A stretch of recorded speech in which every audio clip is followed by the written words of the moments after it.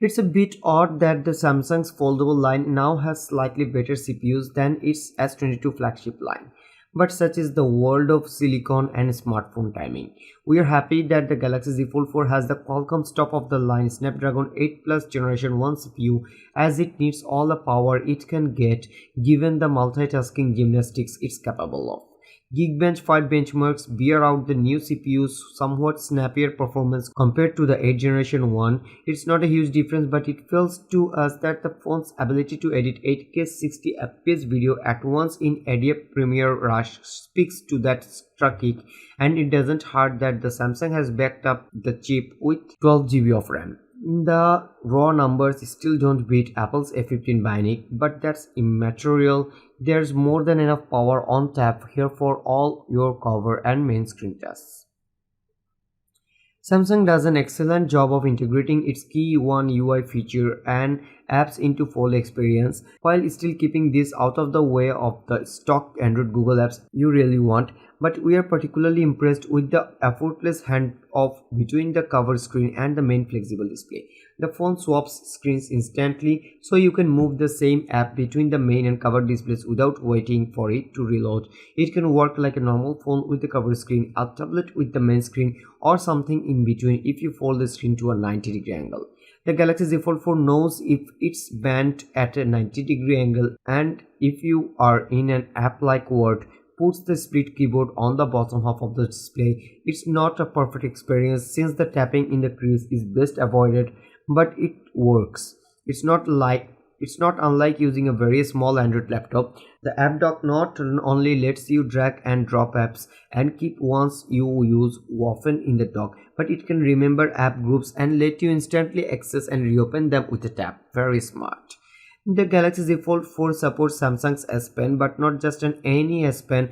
When we tested the S22 Ultra S Pen and tapped it on the screen, the Z Fold 4 recognized it instantly, but then popped up a rather scary message that said you can only use S Pen specifically designed for the Z Fold screen. We did not have one of those lying around to test with.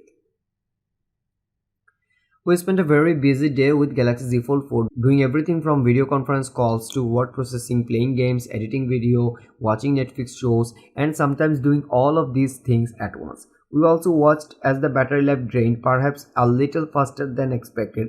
At 4400 mAh, this isn't a tiny battery, but it does have to do the work of powering two screens, though not simultaneously. The battery lasted approximately 13 hours, which is pretty good, though we would have liked to have seen more. Still, getting that far is probably a testament to the 8 Plus Generation 1's power management capabilities. The phone supports fast, wired and wireless charging, and at one point we added back 30% of power in just 15 minutes using a Samsung 65-watt grand charger, which is not included. The phone can also perform wireless power sharing duties. However, I could only get that to work with the Samsung Galaxy Buds 2 Pro case and not with the Galaxy S22.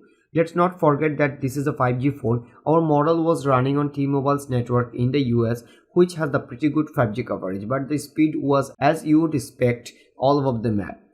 Still, it was good enough to stream HD quality Netflix on my train ride home. As in the main screen, there is a punch hole cutout for the selfie camera, although this one isn't hidden with magic pixels. Thanks to the new larger dimensions, this is now a genuinely usable and useful screen. It's not multitasking friendly, but it's good for email, web browsing, chat apps, social media, and as a viewfinder for the camera array on the back. Overall, we are pleased with the updated cover display, which gives the whole device a more traditional handset look and feel. The cover screen has also gotten an upgrade. It's still a 6.2-inch dynamic AMOLED screen, but now it's 2.7mm wide. The cover screen has also gotten an upgrade. It's still a 6.2-inch dynamic AMOLED screen with 2316 into 904 resolution compared to the Z Fold 3's 2268 into 832 resolution, but now it's 2.7mm wider than the cover screen on the Galaxy Z Fold 3. It also has an adaptive refresh rate, though in this case it's 48Hz to 120Hz. As on the main screen, there is a punch hole cutout for the selfie camera, although this one isn't hidden with magic pixels. Thanks to the new larger dimensions, this is now a genuinely usable and useful screen. It's not multitasking friendly, but it's good for email, web browsing, chat apps, social media, and as a viewfinder for the camera array on the back. Overall, we are pleased with the updated cover display, which gives the whole device a more traditional handset look and feel. As with the Samsung Galaxy Z Fold 3, which used the Samsung Galaxy S21's camera array, the Z Fold 4 adapts its main camera array from the Galaxy S22. It has the same sensors underneath, though they are backed by a slightly more powerful CPU here and the same lenses. There is also a selfie camera on the cover screen and a low-grade selfie camera under the large main screen.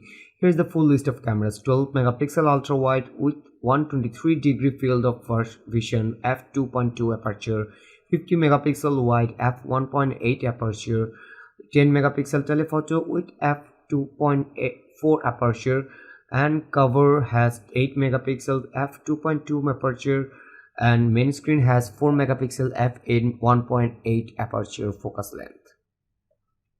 All of these cameras are quite good, especially the triple array, matching the expectations we built after reviewing the Samsung Galaxy S22. The light gathering capabilities are exceptional, the colors pop maybe a tiny bit too much, but that's Samsung for you, and the portrait mode is exquisite. 3x optical zoom is effective, and the digitally assistant and optically and digitally stabilized space zoom is also quite good. Low light and night photography are also impressive.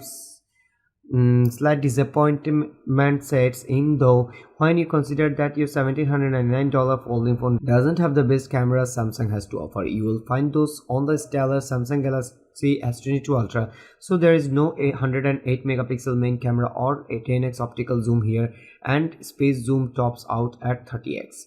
The selfie camera on the cover screen is good, and the one on the main screen is better than serviceable.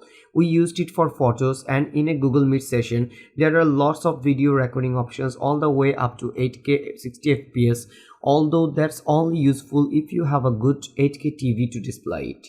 4K video looks great, and you can also record in slow-mo. The camera app offers quick access to a wide array of shooting options, including Pro mode, which lets you control settings such as shutter speed and white balance.